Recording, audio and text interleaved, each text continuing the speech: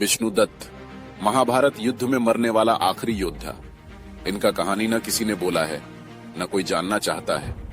आज सुनिए एक ऐसा योद्धा का कहानी जो काल के गर्भ में खो गया। महाभारत के विनाशकारी युद्ध का आखिरी दिन था।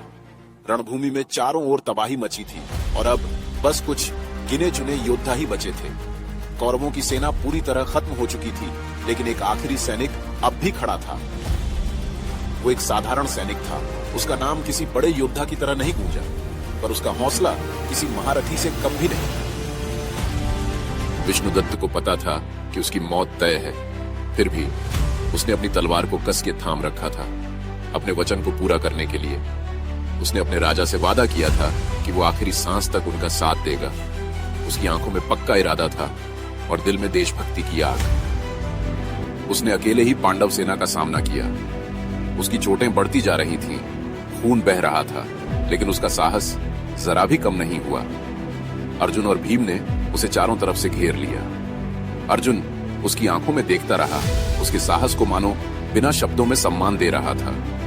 विष्णुदत्त के चेहरे पर हल्की सी मुस्कान थी, जैसे वो अपनी किस्मत को पहले से ही जानता हो। अर्जुन ने उसे प्रणाम करते हुए कहा, तेरा साहस बेमिसाल है। विष्णुदत्त ने धीमे से जवाब दिया, ये युद्ध मेरे लिए बस एक फर्ज है और मैं अपने धर्म का पालन कर रहा हूँ। आखिरकार विष्णुदत्त ने अपनी आखिरी सांस रणभूमि में ली। उसकी आंखें अब भी खुली थीं, जैसे आसमान की ओर देख रही हों, अपने बलिदान का गवाह बन रही हों।